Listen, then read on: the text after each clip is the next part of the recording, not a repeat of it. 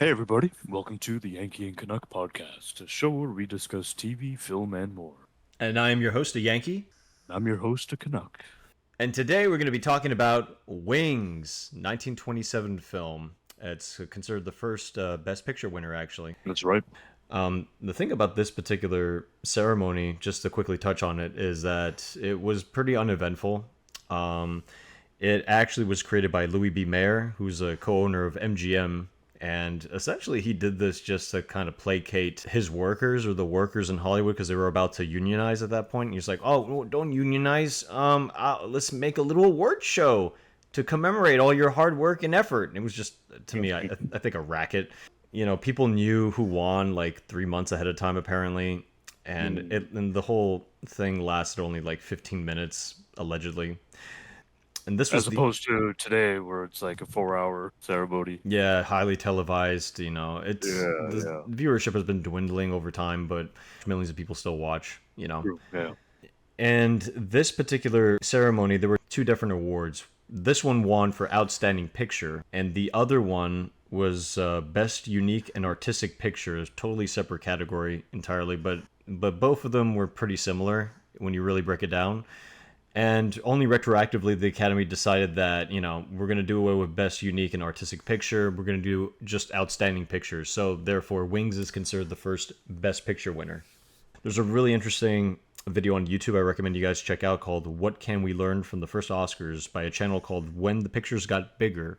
I learned a lot of this information off this podcast as well as doing some independent research. And, if you want a more comprehensive breakdown of how the first Academy Awards went, I recommend checking that out. And he highlights all the other films of that night and very interesting stuff, I think. The other award, it eventually later became Best Visual Effects, I believe. Yeah, I won another award. It was like, was it that or engineering award or something like that? Engineering effects, I think, yeah. But I Something. think now we would just call it visual effects. Yeah, I believe you're correct. We're going to be going to major spoilers about this film too. For sure. So, spoiler warning, you've Yeah. been warned. Wings is a World War One, I would say, drama film. So it's Yeah. essentially about these two guys who live in the same town, and both of them have a thing for this woman called Sylvie. And Sylvie likes David, but she doesn't really care Yep. for Jack, but Jack thinks that Sylvie likes her. And this is kind of the weird thing about this film in regards to this little love triangle thing, because while that's going on, Sylvie gives Jack her little locket with her picture in it just to kind of make him think like she's into him. I guess because it was like a pity thing. She essentially friend zones him, but Correct. just Correct. That's exactly it. Yeah. yeah. But then she professes her love for David. But of course, on the side, Clara Bow plays Mary, and Mary actually does love Jack. And they in the very beginning of the film they're working on this car, and that's how they get to know each other and interact with each other and whatnot. I just think that whole thing is just kind of weird. I don't know how you feel about it, but just like it just seemed a little contrived. I understand it's supposed to create drama later on in the film where they're both Right. competing for her love and stuff, and then and then the letters come in explaining like, or Sylvie's like, "Oh, David, I know Jack thinks he loves me or that I love him, but I really love you," and blah blah blah blah. And I'm just like, okay, this is needlessly contrived, but whatever. I guess we'll run with it. Right. Yeah. No, I mean, there's no doubt about that. I agree. Um, so I think one thing that you see early on when they're in the town before they, enlist and head off to war, so Jack Powell, played by Charles Rogers, is fixing the car. He's very working class. And then David Armstrong, played by Richard Arlen, comes from privilege and very wealthy family, and so I think that dynamic was interesting that they showed that as well. And then they had commonality, of course, with the effort, the war effort, and also the like you said, the love interest. Basically starts that rivalry for them, and that obviously changes once they enlist and serve, and they're in basic training and whatnot. So, Yeah. and in the story, of course, they go from rivals to friends after going a couple rounds, right? A little bit of Yep. boxing, And I a little think, bit yeah, of dirt. little dirty a boxing. little And bit a little bit of dirt, a little bit of blood. As a matter of fact, and around there they share the same tent for correct. sleeping and whatnot, and that's where I think Gary Cooper's character comes in. I think his name is White. His Yeah, last name is yeah, White. that's correct. Yeah, Cadet White. Cadet White. If I'm not mistaken, I think he dies in a car wreck or something. Or no, not a car wreck, a plane wreck. Yeah, he's literally in that one scene for a minute or two, a minute, and he dies immediately after. Kind of a throwaway Correct. scene, Yeah, though. it's just a cameo. Basically, after he dies, Jack Powell and David Armstrong are told to clear out his belongings, and I think that's the moment in that film where like they realize, obviously they're on base and training at that. That occurred in San Antonio. It was obviously, or it was filmed in San Antonio, but they're on base. Yeah, And which was interesting. I felt yeah, that's pretty cool. We since both since we both are we met actually originally in San Antonio, in so San Antonio. Yeah, it's had crazy. lived there for quite a while, and Yeah, same we here. both went to university there. The university there is our alma mater, and but so that scene, I think that that was a real moment for them because he was there, and then bam, he's dead. So I think Yep, it's kind of there's an impact. There isn't much time after that because they get called. They better step up, and they're off. And got to kill some story Germans. Got to kill some Germans. story And goes, yeah, there's also like a very brief. I think they consider it one of the first product placement scenes where they have a close up of a chocolate bar and it's a Hershey's bar. that's right. Yeah, yeah, that's Gary Cooper's character. He's taking a bite out of it, right? And then he Yeah, sets it down on top of his socks, and then leaves, and then he obviously perishes, and they put the socks into his belongings to send away, and they take the chocolate bar, and yeah, and they go from there. So yeah, they start doing the training, and then they start like going to the war. And then we get to the next part of the movie, which is really interesting, which is all the aerial stunts, all the explosions. The war scenes in general are just extremely well done. It's just so impressive how this film holds up about almost 100 years later. that's wild, Dave.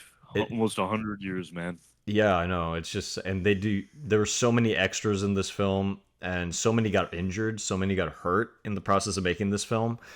And and I believe the director, he was an aviator himself, a professional, so he knew a lot of what to do. He knew how a lot of the shots should look like, and they were mounting cameras on airplanes and doing these crazy maneuvers in the airplanes, which is like Correct. the only modern equivalent to that is Top Gun Maverick, Correct. Yeah. where they did a similar thing where they had the actual actors, go through flight school and flight training and actually shooting in the actual jet. So this, predates it by a good amount of time. Not only was the director William Wellman an experienced pilot in World War One, Richard Arlen plays David, was also a pilot in the war. Since I'm a Canuck, I should mention that, interestingly enough, Richard Arlen did fly with the Royal Canadian Flying Corps. Thousands of Americans actually served in the Canadian Air Force. The U.S. had only entered the war in 1917, and the war was over in 1918, but and it started in 14. So a lot of men and women crossed the border to serve, and it wasn't uncommon at the time. And similar thing happened in World War II. You see it in the film. These youngsters, young adults, keen to fight, prove themselves, against German aggression, and so they went to the Great White North to serve. And one New Jersey recruit in the Canadian Expeditionary Force told an outlet, "quote, I have come over because I felt it in my duty to do something, and there are many more like me who are itching to get into it." Of course, the U.S. was helping the Allies before formally entering in 1917. Loans, hardware, munitions, and so. But going back to the film, some of the actors, and I believe the writer Saunders was also a pilot in the war. So there are a lot of experienced combat pilots who took part in this film, and I'm sure it helped in the film process. And quite frankly, it showed in the results. Standard, they wanted to achieve the quality, realism, aesthetics. So I think they demonstrated it and executed it well. Well deserved engineering award. So It's incredible. a Yeah. lot of people got hurt making this. There's apparently because they had like a system in which you push these buttons and then these explosions go off during the scene where soldiers are like running through the field and all these mounts, were exploding randomly. They had to time it, very specifically, obviously, or otherwise, people can get killed or severely hurt. And apparently, like when I was doing my research, there was a financier from Paramount because they financed the film, I believe. They went in to he wanted to survey what was happening on the film, so he went there and he was kind of bothering the director while he was supposed to time his explosions and stuff like that. And somehow he triggered it at the wrong time, and a bunch of extras got hurt. And the Wow. director chewed out the financier and told him to get the hell out of here. Mm. And later on, the financier visited the director's quarters, and he said, like, "Hey, you guys are doing pretty incredible work. I think we can probably make sure you get the money you need to complete this picture." Because the fear at that time was that the film was going over budget. Like it was around $2 million, which, A million. Yeah. yeah. So I read 2 million. So anywhere between a million to two Million. Yep. million, which is a ton of money for back in the 20s. Yeah. So That's like 30 million today. yeah, so I mean that was an unheard amount of money to make a film. So, Correct. and Yeah. the war stuff aside, though, there's also a very famous shot about halfway through the film. I think it's after the intermission, and that's when they're partying in, was it Paris? Correct. Yeah. So they were partying in Paris, and the You're character talking about Mary. that one scene. I know what you're talking about. Yeah. So like, so Mary's also enlisted in the war. She's an ambulance driver, and she's trying to find Jack because he's supposed to be due to go back to the war, and I guess they thought that they were done. And then we cut to the tracking shot, or the dolly shot rather, and it's the most famous dolly shot in the film, where they push in through a bunch of tables, and it stops at Jack, and and his glass is getting filled with champagne, I believe, and Yeah. apparently he got drunk for real. I guess it was real champagne they were using instead of fake stuff. Correct. Yeah. That's Yeah. what I also heard that. Yeah, I heard that, and he was a pretty young actor at that time, and probably didn't have much drinking experience, I would imagine. And Oh no, so he got up. basically, Yeah. So that's what I gathered. But going back on that shot though, that shot is a great shot. I mean, oh yeah, it's so beautiful. the leading into it is you see the dynamic at every table you pass. There's a couple arguing or bickering. There's another table. I think they're having a good jovial chat, and then it ends at their table at the end, Jack's table, and that's a great shot. Yeah, it's incredible. I mean, the only other shot, not necessarily of that particular era, that happened maybe 2 decades afterwards, was Citizen Kane. Has a lot of amazing shots that are like that, but this predates it by a good 15 years or so, and it's just Right. like it's just incredible. Like the amount of effort they put into this film is just incredible. And Yeah. and another thing too, I wanted to bring up too, like, because he gets drunk off the champagne, and they present that imagery of little bubbles and stuff like that, Bubbles. Yeah. and he kept Yeah. saying like, "I see bubbles and I see He bubbles was everywhere." tripping. He was tripping about the bubbles, man. I don't Yeah, know. I was like, "Are you drunk or are you actually high? Are you drinking champagne or are you drinking absinthe or something? Because he was hallucinating. My man was hallucinating, so it just made me think like, what was? I mean, they could have been drinking absinthe too. You never know. Yeah. That would have made Weird a lot of glassware sense. for it, but Yeah, it's not the typical way to drink it, but like they were mixing but their. he was definitely something was up with him. It's like, calm down, man. Oh yeah, And honestly, some of that scene kind of did, draw on for a little bit and kept on going. And yeah, it did. it's a goofy, silly scene. I get it, and you seeing that, he's kind of, he's so inebriated, he's out of control, and Hmm. so much that he doesn't even recognize his friend Mary from his hometown. Yeah, Um, and and she has to drag his ass back to his room, and you get to yeah, another I mean, note, and you get to another noteworthy scene that happens after that, because this is a pre-code film, so they do some no, pretty correct. interesting things in this film. Yeah, and one of those other instances is Clara Bow. Like Yeah, she's topless for about a second because she's like changing out of her dress into back into her uniform, and then after that she's discharged. Yeah, she gets yeah, because she's in his room and his superior officers are there to make sure that because their leave is over, right? So Yeah. everyone's celebrating in Paris, but their leave was abruptly ended, and so they need to get back to base and head out. Hmm. He's too smashed. I mean, he's too inebriated, and so she really is helping him out. She takes him to his room, and as you know, and he's resting, and then, like you said, she's changing, and they enter the room at that time to get him, and realize that she's there, and she's dressing at that, changing clothes at that time, and fired her discharge, Just for showing a little nipple. and so she has to head back to I forgot where they're from in the U.S. I don't remember where, but it may have not even said where they were from, but she goes back Yeah, and I don't think they make mention of some small American town. So no, yeah, but then after that, and another thing too, and I think we're gonna bring it up towards the end because it's also another noteworthy scene in the film. But on top of the nudity, and there's also a lot of male affection that you don't quite see in other films afterwards, and even kind of today. I mean, nowadays it's probably changing. Like after the first big battle, all the men are lined up. You have that officer that's just awarding them, and he kisses them on the cheek, and then oh, correct. and But there's that's different though because that was a French officer, it was, yeah.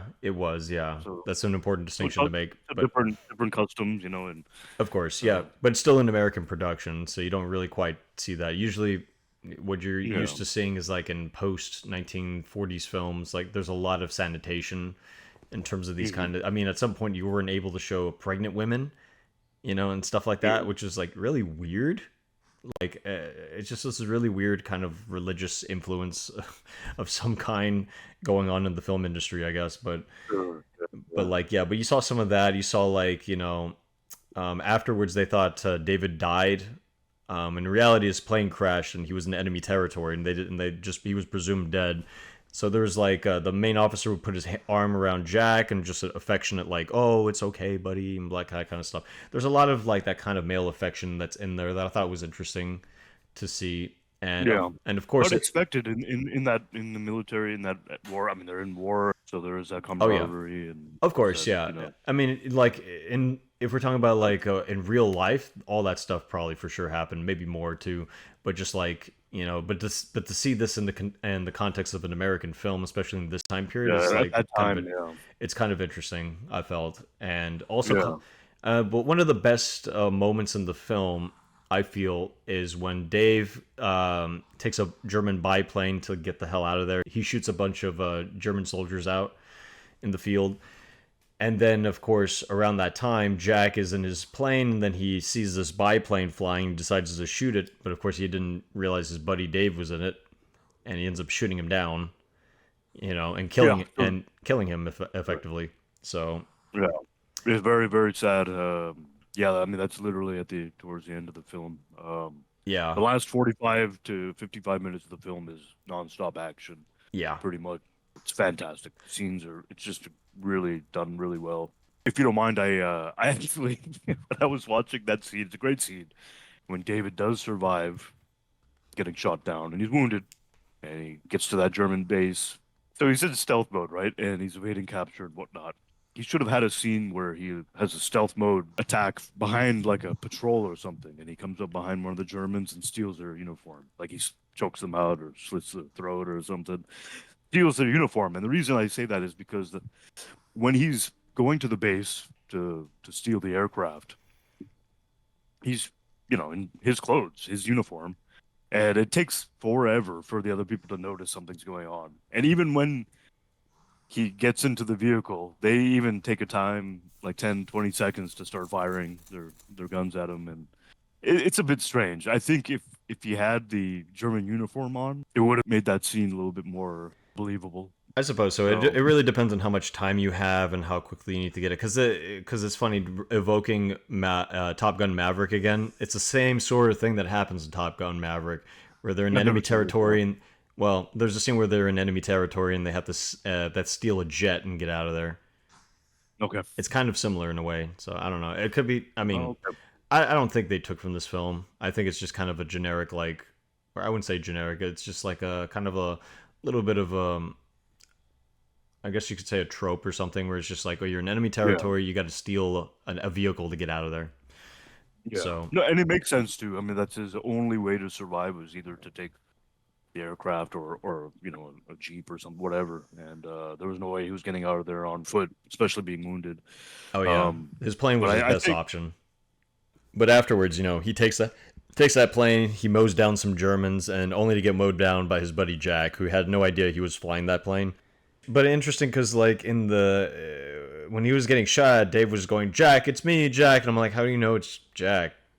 I know you could probably tell it was like one of your men, but I don't know. That just seemed a little.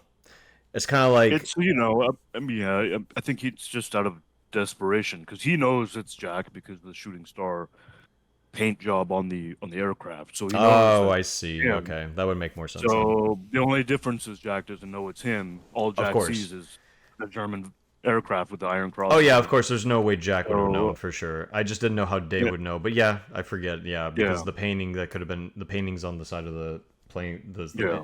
little signias or whatever you want to call them. But I definitely want to touch on one of my favorite scenes in the film, which is leading up to that, and it's after David rather gets shot down and whatnot. The scene where Jack, full of indignation, and he goes on the warpath. He's out for vengeance. He comes flying down. Do you remember that bridge scene? I think they said it was the Mad River. In I think He so. comes flying down this bridge where full of German soldiers and supply line, and he just unloads his machine gun on this bridge. It's an epic scene, just epic, Oh yeah, yeah. phenomenal. And right after that scene, he continues on his warpath for vengeance, and he goes on this trail road, and they even describe that there's a jeep on that road which has German officers, including a general, and he shoots that vehicle into pieces, and fantastic. Those scenes were just great, man. I was like, this Yeah. is what I'm talking about, man. And you could see, even though it's a silent film, you can read, what he's saying, and he's, calling them bastards, and he's, you could see his anger, and then you could also see, his celebration when he's, successfully killing all these Germans. It's pretty remarkable that you get so much information conveyed to you just through visuals, and the only thing that you hear is just the music. Yeah, I yeah, mean, I think that's a sign of a really and good some sound story. effects. Some Some sound effects some would sound be, effects, yeah. We saw like a modern version, I think, or the version we saw was on YouTube, and it was a restoration of some kind. When this film originally came out, it was just live music in a theater or something like that. so yeah. So what I understand is it came out in 27. Hmm. It was re-released in 28 with additional sound, and so they used a lot of the explosions from separate and added it to the film. What I read was some of the explosions and stuff were done on base in San Antonio when they were filming, and Oh, they used really? some of that. The ending, after Jack shoots Dave's down, he goes down to like collect his little, the little insignia that's on the plane. That's when they're like, "Oh, he's The Iron dying," Cross. and then Jack realizes, "Oh shit, I shot Dave. My bad, bro." And Yeah, then I mean he was. Yeah, exactly. yeah, he fucked his shit up, and then Dave is dying, and then what people consider this the first gay kiss in film. And I don't. He doesn't really quite kiss him on the lips. He kisses him on the cheek. It's close to the lips, but it kind of looks like he kisses him on the lips, sort of. So Yeah, It goes back to what I was saying earlier about male affection, like because these are two Americans doing this. It's not a French soldier or anything like that. So that's the kind of stuff right. that you don't see, you don't really see afterwards. So this film was kind of liberal in terms of showing affection. Again, I thought was Yeah, interesting. And then you lead to the rest of the film where you're just like, Jack comes home, he's a hero, but then he feels guilty about shooting down Dave. He has to tell his family, "Oh shit, I shot your son up. I'm sorry." And of course they're like, "Well, shit happens. It's war, right?" And then yeah, finally, knowing that he can't get Sylvie because shortly after Dave dies, he finds the letter showing like, "Oh, I love you, Dave," and he's like, "Ah." So Jack goes home yeah. and he ends up hooking up with Mary, and And the scene ends with them in the car that they were working on in the beginning of the film, and I believe it was called a shooting star or something like that. I think that's the name of the car. And then the shooting star happens, and then they're like, Shooting star, and that's also his call sign "Yeah, in there the you Air go." Force. Yeah. So then that's when they're like, "Oh, I love you," and it ends Yeah. on a pretty a happy note. I would say it's bittersweet because his buddy died, but Yeah, I mean, in that sense, happy, but definitely not happy because killed his friend. And yeah, which and the is scene before that is Jack going to David's parents' house and returning David's lucky charm, which was a little stuffed uh, animal, a yeah, it bear was like a that he bear. kept in Yeah. his pocket.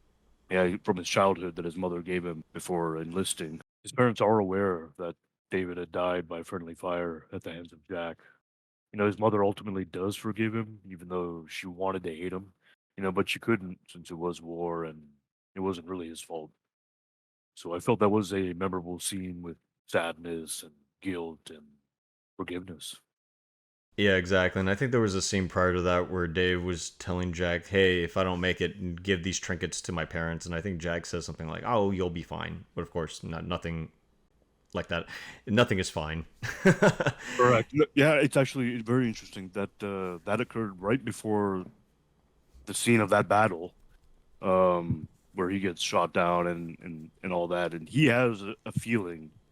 We've had a lot of success, but he had a feeling that this time something's not right, and so I want you to take this trinket, this little stuffed bear, and I don't think he even said I don't think I'm coming back from this one.